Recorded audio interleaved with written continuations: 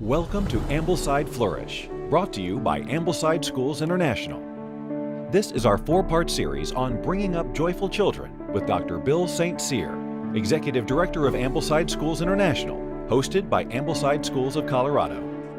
Part 3, The Skills of Joy. To experience joy, we have to be experiencing belonging, we have to feel secure, safe, we have to have deep satisfaction, so we have to have fruitfulness.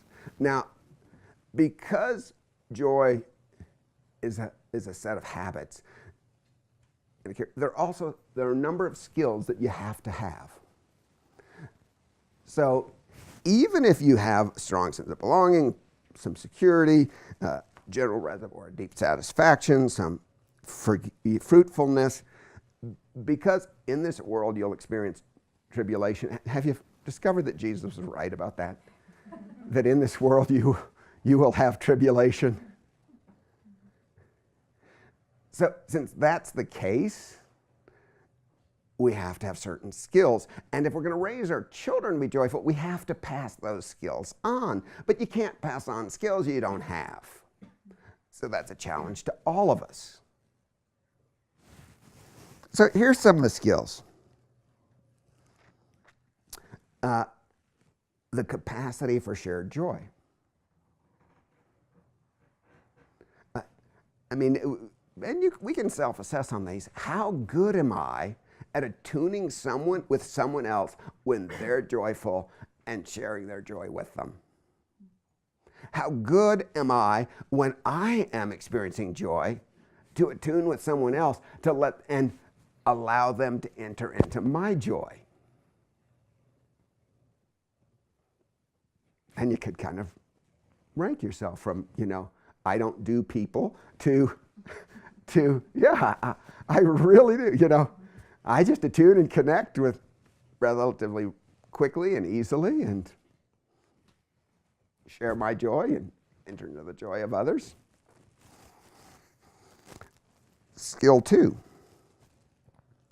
the capacity to delight in the good, true, and beautiful. That I actually have, like all these things in my life that I can enjoy, that are good, true, and beautiful, capital GT.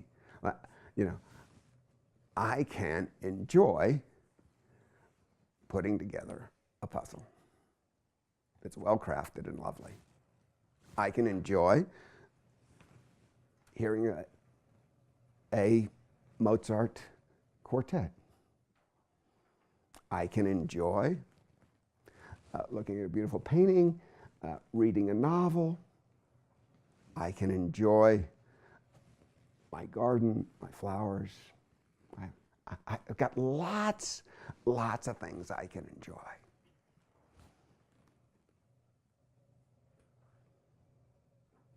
I can enjoy a good movie, not because it was a roller coaster ride, but because I was tracking with the ideas and the author, that the director, producer, screenwriter, and I'm enjoying the revelation of the human condition as expressed in film.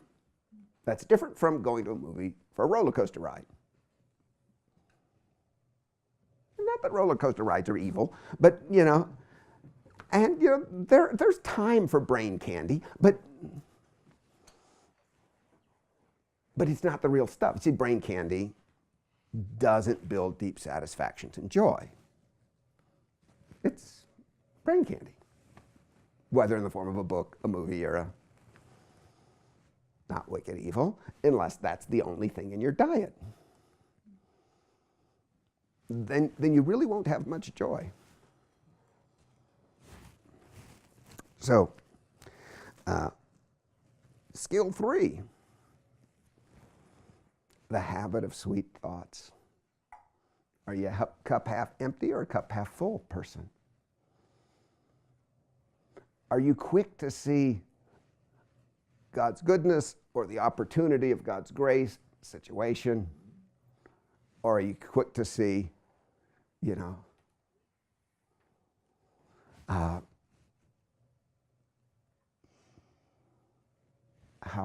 just troubled we all are and what a mess it is, and how bad everything is? Is the cup half full or And let me say, that is a habit. It's a learned skill. When we were not born that way. But if we grew up in a family that was cup half empty, and we were always anxious about, and we were quick to see what was bad and wrong and negative with ourselves, with people, with life, then we probably got the habit. Good news, we can replace bad habits with good habits. I mean, if you're one of those cup half empty people that, look around, you're quick to see everything that's wrong and then be bent out of shape about it, because that's going to help things, right? What would it like to be a cup half full person? That when you walked into a situation, you could see all that's good, and where you saw brokenness, you say, hey, this is a great opportunity for the grace of Christ and the love of God to shine. Instead of, damn me, damn you, damn the whole world.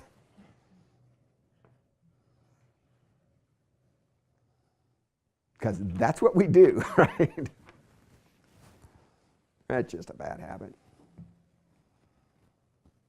But it is not a habit that builds joy, either in us or in our children. Whether you're a parent or a teacher, that is not a habit that builds joy. Hugely important. And when we talk about this, Charlotte Mason said children are persons, and so we talk about they're not products. We don't put labels on them. Here's the next step. A child is never a problem. A spouse is never a problem. The moment you see your child, your student, your spouse as a problem, you have just become a huge part of the problem. And that track is not headed to joy.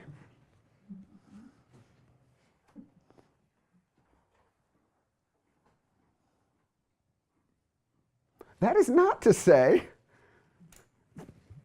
that I don't get it wrong, my wife doesn't get it wrong, and students don't get it wrong, and teachers don't get it wrong. I mean, we're not in denial.